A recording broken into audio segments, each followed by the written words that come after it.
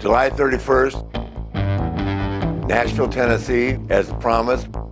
Ric Flair will walk that aisle one more time. This is the one thing I've always wanted to ask you. Did you get bad knees from having to crouch so low down during publicity shots? So Jeff seemed taller than you. So no, because I didn't crouch down. I would spread my legs really far apart. You know what I mean? And so I tore a couple of groin muscles, but no, I didn't. I don't even know how many groin muscles you have. And why are we talking about your groin, for the love of God? There's one thing on me that's not hurt at the moment. This conversation's gone off the rails. No, look, I loved teaming with Jeff. The first time I met Jeff was when they put us together. And he was a second generation. He might be third generation, to tell you the truth. But we're both, multi-generational Southern wrestlers. And so we had so much in common from the get-go that our relationship just flourished from there. And I'm happy as a pig in poop to say that my relationship with Jeff today is better than it's ever been, and we've been through a lot together.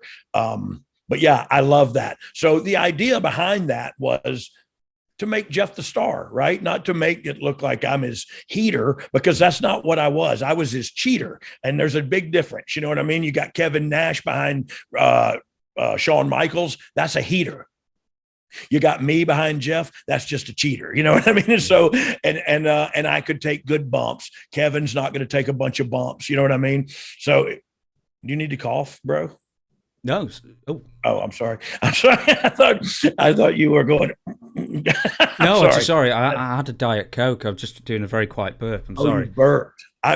Next time, if you would please let that sucker rip. You know what I mean? Yeah, absolutely. I promise you. I'm in America. I know you are over there where you people have manners and stuff. Oh, still the pinky up and everything. You know what I mean? Yeah, you did the whole deal.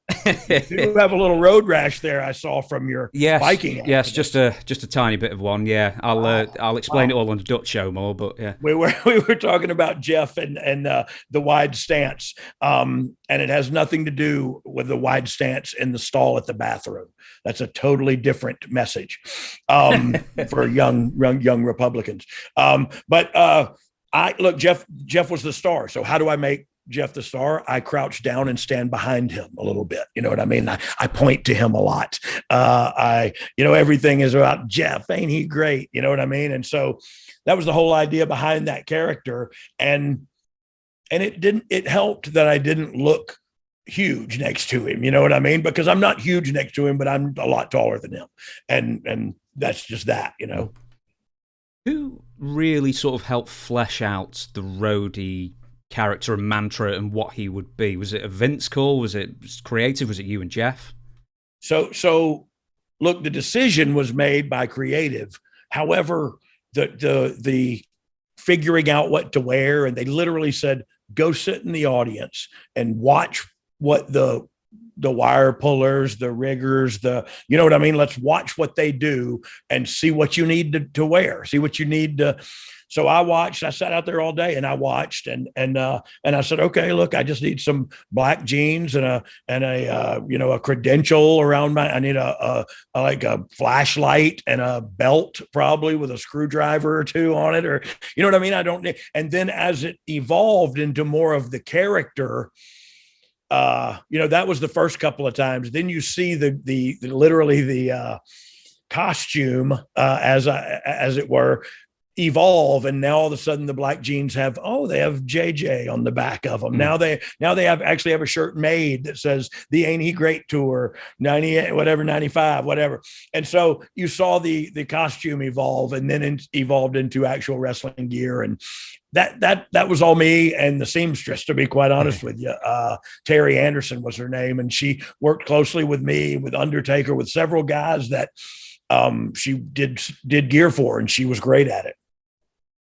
I'm trying to think now. So manager-wise, you become a manager, a cheating manager. Were you worried that you would always be sort of pegged as a manager and never get to wrestle full-time? Or was the plan always to introduce you slowly?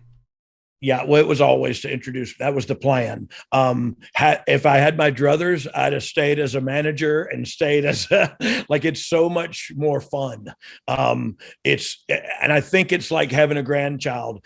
You just don't have the responsibility you did when you're in the ring working. When I'm in the ring and it's my match, all the responsibilities are on my head. When I just have one little spot, two little spots in the match, I can have fun out there until then. You know what I mean? And that's, man, Roadie was so fun. And some of the best wrestling I've ever been involved in. There was a show where a match that we did repeatedly with Jeff Jarrett, Shawn Michaels, and me in their corner against Scott and Razor.